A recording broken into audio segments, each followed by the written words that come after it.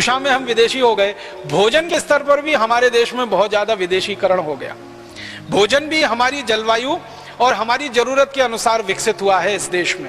हमारे लाखों करोड़ों वर्ष के जीवन में भोजन का जो विकास हुआ है, यह सबसे बड़ा विकास है भारत में।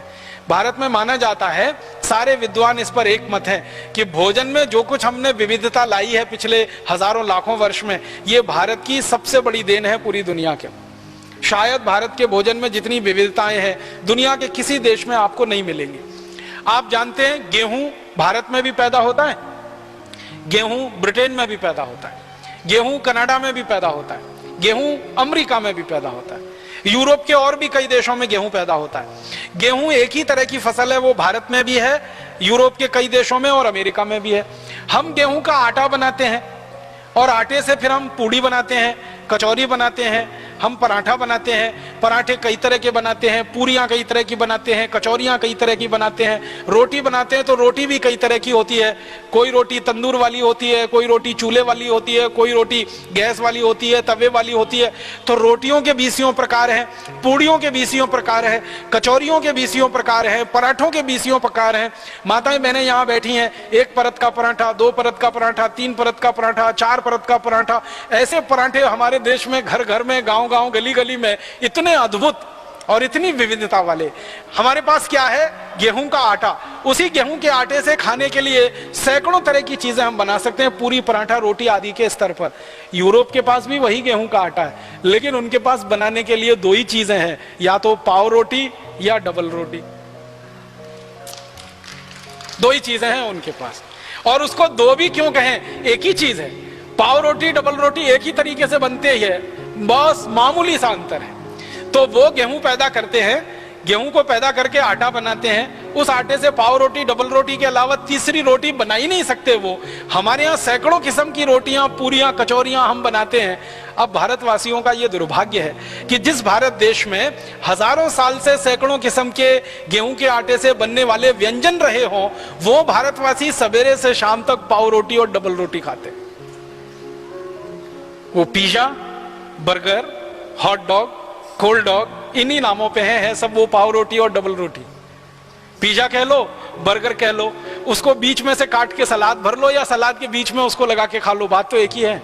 तो आप देखो कि कितने नीचे हम आए, कितना पतन हमारा हुआ। सैकड़ों किस्म के व्यंजन जो हम गेहूं के आटे से बना सकते हो, उस देश के लोग पाव रोटी, डबल रोटी, पिज्जा, बर्गर खाने में फंस जाएं, तो ये भी हमारे सांस्कृतिक अधः पतन की ही निशानी है, या बल्कि मूर्खता की निशानी। मूर्खता इसमें पता है क्या है? कोई भी पाव रोटी और डबल रोटी जो आप खाते हैं ताजा नहीं होती। ताजा होती तो वो बनती ही नहीं, वो तो बासी ही होती है। वो 1 दिन बासी हो सकती है, 2 दिन हो सकती है, 10 दिन हो सकती है, 15 दिन हो सकती है। यूरोप और अमेरिका में तो 3-3 महीने पुरानी बासी पाव रोटी, डबल रोटी मिलती है और लोग उन्हीं को खा के अपना जीवन चलाते हैं, गुजारा करते हैं। अब हमने उनकी नकल करके हमारे घरों में वो बासी डबल रोटी लाना और खाना शुरू कर दिया। गेहूं के आटे के बारे में विज्ञान ये कहता है कि इस आटे को गीला होने के 48वें मिनट के अंदर इसका रोटी बन जाना चाहिए और रोटी बनने के 48 मिनट के अंदर इसको खा लिया जाना चाहिए। लेकिन पाव रोटी और डबल रोटी का अगर कहानी सुनना और गिनना शुरू करेंगे तो वो तो 10-20 दिन पुराना होता है। उसको खराब कर करके हम खा रहे हैं और फिर बड़ा शान महसूस करते हैं, अपने आप को बड़ा स्मार्ट महसूस करते हैं। हम पाव रोटी खाते हैं, डबल रोटी खाते हैं, स्मार्टनेस मानते हैं इसमें। अब ये सुपर इडियोसिटी है या स्मार्टनेस है, इसको तय करने की अभी जरूरत है। पढ़े लिखे घरों में, खासकर अंग्रेजी वाले घरों में, इस तरह के भोजन का इतना तेजी से प्रवेश हुआ है कि भारत का विविधतापूर्ण व्यंजन अब उनके घरों से गायब हो गए हैं, बाहर हो गए। अगर आप ईमानदारी से एक काम करें, हम में से कोई भी ये काम करे, जिस दिन हमारा जन्म हुआ और जिस दिन हमारी मृत्यु हो, ये सारे दिन हम गिन लें, उतने दिन हम नए नए व्यंजन बना के भारत में खा सकते हैं। इतनी विविधता इस देश में हजारों साल से उपलब्ध रही है। अब उस भारत में गिने चुने 2-4 व्यंजन जो अंग्रेजियत वाले हैं वो हमारे घरों में घुस गए। व्यंजन घुस गए, डबल रोटी, पाव रोटी, उसके साथ बिस्किट आ गया। जिस देश में ताजा रोटी बनती हो, ताजा भाकरी बनती हो, ज्वार की भाकरी बनती हो, बाजरे की बनती हो, मक्के की बनती हो, तीनों की मिलाकर बनती हो, उस देश के लोग बिस्किट खाने लगे, उस देश के लोग डबल रोटी और पाव रोटी खाने लगे। तो इससे ज्यादा शर्मनाक और कुछ हो नहीं सकता। तो भोजन के स्तर पर इतनी ज्यादा गिरावट हम में आ गई है। और इससे भी बड़ी एक गिरावट हम में आई है, हम भारत में इतने अद्भुत देश में रहते हैं जिसकी कल्पना किसी देश को नहीं हो सकती। हम भारत में ऐसे स्थानों पर रहते हैं जहां हमको ताजा सब्जी सुबह और शाम दोनों समय उपलब्ध होती है। भारत के किसी भी राज्य में आप रहते हो, ताजा टमाटर, ताजा मटर, ताजा गाजर, ताजा मूली, ताजा पालक, ताजा मेथी, ताजा बैंगन, ये सारी सब्जियां ताजी की ताजी सुबह भी मिलती हैं, शाम को भी मिलती हैं, और आपके घर तक आकर कोई देके जाता है। आप जानते हैं ना, कोई ठेले वाला आता है, कोई खोमचे वाला, रेहड़ी वाला आता है और आवाज देके, बहन जी सब्जी ले लो, माता जी सब्जी ले लो, घर के सामने आकर आपकी घंटी बजाकर, आपका दरवाजा खटखटाकर, बोलकर, चिल्लाकर आपको घर में ताजा सब्जी देकर जाता है। ये सपना अमेरिका में रहने वाला कोई आदमी सोच नहीं सकता, देख नहीं सकता। यूरोप में किसी को कल्पना नहीं हो सकती कि सवेरे ताजा सब्जी, शाम को ताजा सब्जी कोई घर के सामने आकर दरवाजा खटखटाकर बोलकर देके जाए। अमेरिका में तो ताजा सब्जी लानी कल्पना की बात है, क्योंकि सब्जियां सब 7 से 15 दिन पुरानी मिलती हैं। इससे ताजा सब्जी तो कहीं मिल ही नहीं सकती। कोई कोई डिपार्टमेंटल स्टोर्स में 1-1 महीने पुरानी मिलती है। और सब्जी लानी हो तो 20-25 मील से लेकर 100, 150, 200 मील तक कार चला के जाना पड़ता है, तब थोड़ी सी सब्जी आप ला सकते हैं। यहां घर के सामने कोई आपको सब्जी देकर जाता है, और सब्जी ही नहीं देता, आपका हालचाल भी पूछ लेता है। माता जी कैसी हैं, बिटिया आपकी कैसी है, तबीयत ठीक है कि नहीं ठीक है। आप सब्जी लो या ना लो, वो आपके घर की कुशल क्षेम पूछेगा, आप उसके घर की कुशल क्षेम पूछेंगे। माने हमारा उससे आत्मीय संबंध हो जाता है। ऐसा आत्मीय संबंध किसी भी डिपार्टमेंटल स्टोर वाली संस्कृति में हो नहीं सकता, इसकी कोई कल्पना किसी को नहीं। यूरोप और अमेरिका के लोगों को तो कोई ताजा सब्जी उपलब्धि नहीं है, उनके नसीब में नहीं है, क्योंकि उनके देश में होता नहीं है। बाहर के देशों से उनको सब आयात करके लाना पड़ता है। अब मुझे जो दुख होता है, अफसोस होता है, जिस देश में ताजा टमाटर सुबह भी मिले शाम को मिले, वहां के लोग टमाटो सॉस खाएं जो 2-2 साल पुराना है, पता नहीं 3 साल पुराना है, 4 साल पुराना। जब ताजा टमाटर मिल रहा है, उसकी चटनी बनाकर हम सुबह खा सकते हैं, शाम को खा सकते हैं। हम बाजार में जाएं और Maggi hot and sweet tomato chilli sauce लेके आए, और फिर किसी से पूछे भाई क्या है, तो अंग्रेजी में कहते हैं इट्स डिफरेंट। वो डिफरेंस क्या है? उसमें 3 महीने पुराना सड़े गले टमाटर का रस, ये है डिफरेंस उसका। ताजा टमाटर हम खरीदें 8-10 रुपए किलो मिले, और टमाटो चिली सॉस खरीदें 200 रुपए किलो मिले, ये डिफरेंस है उसका।